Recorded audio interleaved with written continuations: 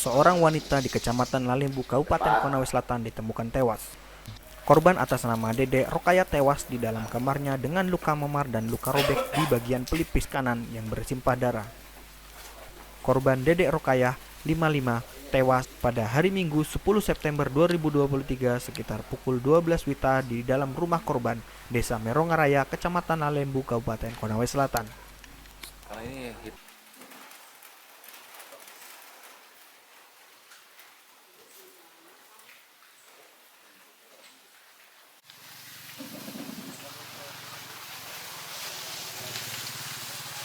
Baik Pak, saya akan memberikan pertanyaan terkait kejadian pembunuhan yang terjadi di Desa Merongaraya. Baik, pertanyaan pertama, kronologi anak bunuh ibu kandung seperti apa dan apa penyebabnya? Ya, jadi awalnya pada hari Minggu itu sekitar pukul 10 pelaku atas nama I ini pulang ke rumahnya. Setelah dia bekerja menjadi kuli bangunan, yang pulang hendak makan di rumahnya, namun pada saat itu didapati di rumahnya itu tidak ada makanan, sehingga dia lalu melakukan penganiayaan terhadap ibu kandungnya sendiri. Alasannya karena pelaku ini lapar, kemudian pada saat hendak makan itu makanan tidak ada di rumahnya.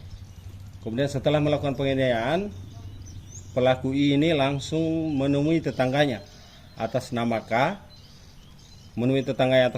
kemudian dia mengatakan bahwa ibu kandungnya telah meninggal dunia. K ini menghubungi A, suruh mengecek di rumahnya apa benar ibu pelaku ini sudah meninggal dunia. Setelah dia ke rumahnya, kemudian dia menemukan memang sudah meninggal dunia. Kemudian dia menghubungi masyarakat di sekitar. Kemudian atas kejadian itu, saudara A ini datang ke Polsek Atarijaya untuk melaporkan kejadian tersebut. Pertanyaan kedua, tindakan kepolisian yang dilakukan. Tindakan kepolisian yang dilakukan yang pertama mendatangi TKP, mengamankan TKP, kemudian bersama-sama dengan dokter setempat melakukan pemeriksaan medis terhadap korban, kemudian melakukan pemeriksaan saksi-saksi, ditemukan dugaan tindak pidana penganiayaan yang menyebabkan orang lain meninggal dunia. Kemudian setelah itu, Kanitreskrim langsung menghubungi Piket Inafis, Satreskrim Polres Konsel. Kemudian sekitar pukul 18, tim Inafis Polres Konsel bersama dengan Satreskrim tiba di TKP guna melakukan identifikasi terhadap korban. Baik, pertanyaan ketiga, apakah benar pelaku merupakan ODGJ dan bagaimana langkah penyelidikan yang dilakukan? Baik, pelaku ini sejak 2018 itu sudah mengalami gangguan jiwa.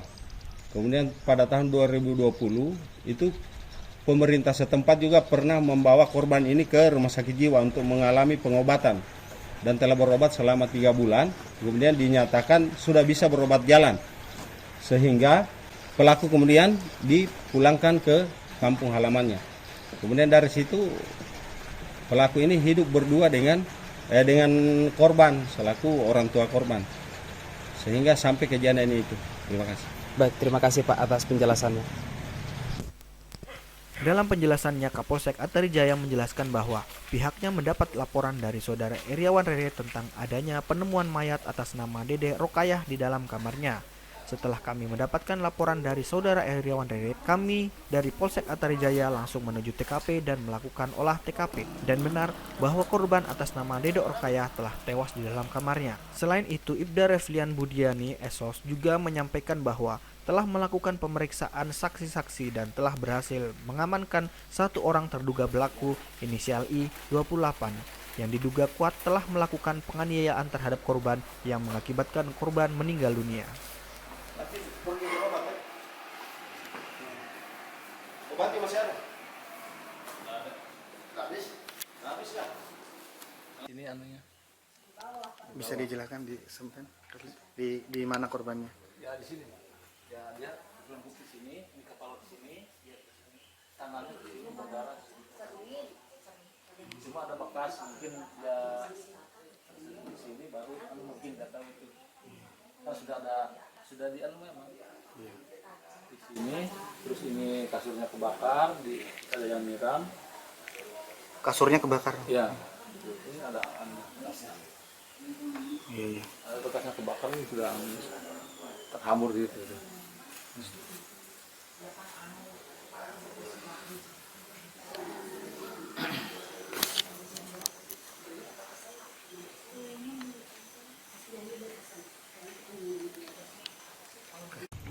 Bisa cerita sedikit Pak bagaimana tentang Mas Iwan ini, bagaimana orangnya? Itu Iwan bagaimana ya?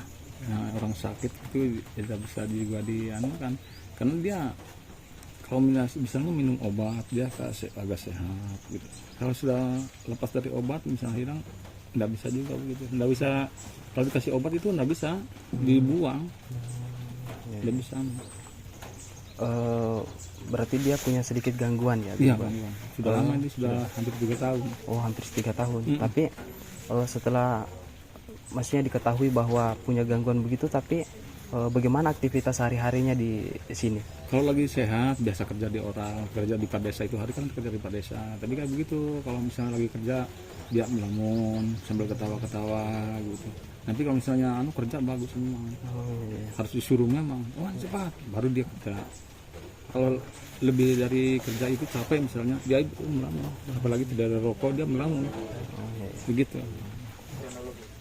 Baik, bisa ceritakan sedikit Pak bagaimana kronologi kejadiannya di sini? Saya kurang tahu itu. Oh, Karena waktu itu kan ada acara di sini, Oh, masjid. ada cara di sini, tidak ada orang di rumah ya? Cuma dia mungkin, mamanya. Kan saat pulang, dia lagi duduk, saya pulang ke rumah pas adzan, pas jam 12:15 ada tetangganya ke sana, Pak Musin ke sini, ada apa Pak? Ini Mbak Dede katanya sudah berdarah di kamar, meninggal. Saya bilang ini Iwan, kenapa? Nggak tahu, Iwan katanya lapor, mama sudah mati. Salah datang ke sini sudah banyak orang. Terus Mas Iwan posisinya di Sini lagi duduk di di kursi. sini duduk juga. Oh. Nah, saya bilang, kan kenapa kamu bunuh? Enggak tahu, saya tanya mamanya begitu. Begitu sih, ya. Kalau sudah ditanya saya bilang enggak tahu itu masalahnya. Sudah banyak juga orang di situ. Oke Pak, terima kasih banyak Pak. Iya, Terima kasih Pak.